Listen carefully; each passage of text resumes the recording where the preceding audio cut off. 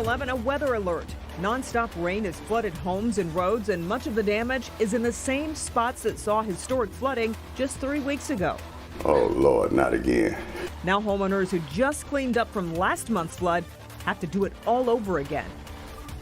And the rain is still coming down, and that's just adding to the problem. And we are now learning of another pump outage that may have contributed to some of the issues that we've watched today and this evening. We've got team coverage tonight from the areas that are too familiar with flooding now. Mara McDonald in Dearborn Heights, Larry Spruill on the east side of Detroit. But we're going to start tonight with Andrew. He's in for Ben, tracking the conditions right now. Andrew. And Kimberly and Devin, it still remains wet, cool, and cloudy out there. Now, the rain not coming down as heavily as earlier today, also not as widespread, but it's mainly confined to areas 8 Mile southward. Even north of 8 Mile, it's still a little bit misty, but we're mainly seeing drizzle and light rain, not the heavier rain we saw earlier. That being said, we are looking at least some light to moderate rain in these darker areas of green closer to the Ohio border. That's where the rain's a little bit heavier, but it's a lot heavier in parts of northwest Ohio and in parts of Indiana. Much of the heavier rain is going to remain just to our south, but it could clip areas in Lenawee County and Monroe County over the next couple of hours, or while many of us are sleeping. So we're not out of the woods just yet. Many areas have easily seen 2 inches of rain or more during the course of the day today, including on the east side of the city. Official measurement over 2.5 inches, 3 inches over in Dexter, and just over 2 inches over at Metro Airport. We're looking at 68 degrees with rain still coming down over at Metro and a wind out of the northeast at around 6 miles per hour. So when does this come to an end? It still remains wet and pretty dangerous out there for many drivers with ponding on roadways tonight. We'll talk more about some gradual sunshine coming back this weekend and where temperatures go in your full weather forecast. Okay, Andrew, now to the 1-2 punch for so many people, especially those who live in Dearborn Heights. Yeah, the neighborhoods look like rivers today. One man even took out a kayak to get around.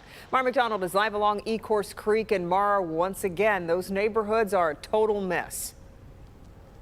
They are, Kimberly. Take a look behind me. You can see it is flooded. It is miserable. This happens consistently, and the people here have had enough. The residential streets immediately off of Van Born and Telegraph have looked like this repeatedly over the last few years. Jeff Marcero, who grew up here and whose parents still live here, says it never used to be this bad. It would come to the curb. It was almost kind of fun. We'd get out of school, because we couldn't get off the street. But never like this, and never this often. It would happen maybe once every couple years, but now it's every single year. But over the last almost 20 years, the flooding has ramped up. This is a floodplain. Across Telegraph, flooding managed to trap an Amazon driver in his truck for several hours. The company didn't want him wading in water that could have downed lines in it, and unless his life was in immediate danger, no tow truck would risk it. Enter some friendly kayakers who stepped up, paddled in, and got him out. All right, he's great. Good. I just came out of the river. We thought we could go under the bridge, but that didn't work out too swell. Yeah. We appreciate you, brother. No problem. Thank you so much. No problem. Over in Inkster, plenty of flooded basements and fraying tempers. I lost a lot. A refrigerator, dryer. I just bought a washing dryer. I just bought a refrigerator. My nephew's still working on a hot water tank from last time, and my furnace is underwater. Back here live, it is so frustrating. And to add, on top of all of it, this water doesn't appear to be receding at all. If anything, it looks like it's rising. Neighbors here tell me they expect hopefully to see this stuff go away in about 2 days. We're live in Dearborn Heights tonight. I'm Mara McDonald, Local 4. I certainly hope so too. Okay, Mara, thank you. Meanwhile, the Great Lakes Water Authority says there was a power problem at one pump station on Detroit's east side today. Now this time it's the Blue Hill Station. This is the area that covers. You see it south of 8 Mile and Kelly. It impacts the area roughly between Mack and I-94. The Water Authority says there was a power quality issue, so not a complete outage, but crews quickly fixed it. They are working to determine if any flooding was caused because of that problem. And there was certainly flooding on the east side again today. Yeah, basements are full of water again in areas like the Jefferson-Chalmers neighborhood and the Grosse Pointes. Larry Spruill is on Detroit's east side tonight. Larry, you spoke to several homeowners. and they, of course, are really tired of this. Kimberly and Devin, they're over all of this, but most importantly, they say they are nervous every time we get a heavy rain like we did today. Now, people here in the Jefferson Chalmers neighborhood say they are used to their streets flooding, they're used to their basements flooding, but good news tonight, most of that water is gone. But they also say just because they are used to it, they're tired of dealing with it. It was there. See the water level? Right there. Retired Detroit firefighter Robert Tucker says this is how high the water was inside his basement here on Hillcrest on Detroit's east side a few weeks ago when the rain swallowed his basement. My furnace, I just had that repaired, water heater, washer, dryer, everything was just covered.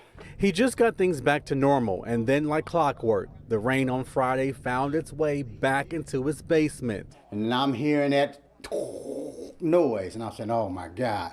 It sounded like a stream. He immediately rushed downstairs. Second time around, my basement is filling up again. All day Friday, he used this pump to suck up the water out of his basement, but he says he's nervous to clean everything back up.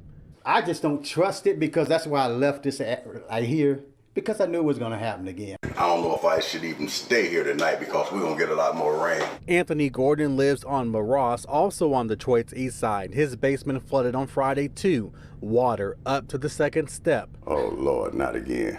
You know, it's just terrible. It's just people going through it over in this neighborhood. Not again, because just like Tucker, he also just finished cleaning up the mess from the recent flood. We just cleaned all the stuff out of here, just moved everything, disinfected the floors. And they are now worried about the next flood, and the next flood, and the one after that. And people here on the east side say they know that the city is saying that this only happens once in a lifetime, but they say they are not buying that. They believe the problem, the issue, is bigger than that. We're live on Detroit's east side tonight. Larry Spruill, Local 4. So many folks just exhausted from what they've been through these last 3 weeks. Yeah, all right, Larry. Now, several freeways also flooded today. This is the Lodge, downtown Detroit. A man had to be rescued when his car became trapped in the rising waters. In fact, he was sitting on the roof of his car as rescue crews had to get to him by boat, but they were able to get to him and get him to safety. And take a look at this video from Grosse Pointe Park. Water was gushing from the middle of the street at the intersection of Pemberton and Fairfax. Police say it happened because 3 inches of water came down in a short period of time. They say there was not a water main break. That is amazing. Yeah. Now, with the rain still in the area, you can check Storm Tracker 4 at any time tonight. Just download the Local Forecasters app. It's free. It's in your app store. Just search WDIV.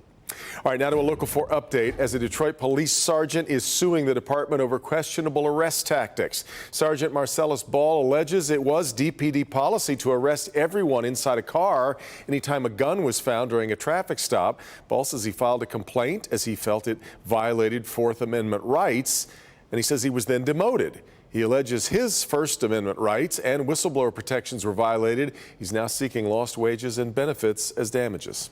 A Detroit man expected to go before a judge tomorrow for allegedly shooting 6 people at a banquet hall. 30-year-old Samuel Tipton is charged in the shooting outside of Chalmers Banquet Hall near East Outer Drive and I-94 on Tuesday. Police say he killed Lorenzo Gaines, an innocent bystander, and hurt 5 others. He's expected to be arraigned on charges of first-degree murder and assault. It will take a month and a half to fix the damage done by a tanker on I-75, and it will be an expensive fix. A tanker exploded on the freeway earlier this week. Now damaged sections of the pavement and the median barrier have to be rebuilt. Cost $1.5 million. The repair is going to take about 6 weeks to complete. Right now, traffic getting through on the right lane on both the northbound and southbound sides of I-75. It was a terrifying kidnapping attempt, and it was caught on camera. Watch as a mother fights off 2 men who tried to snatch her son off the street. And a 4-year-old bothered that the TV was off in the middle of the night may have saved her family from a tragedy. Why this downriver girl is getting some serious praise tonight. And he says they're killing people. President Biden has tough words for social media companies about what they're allowing people to post during the pandemic.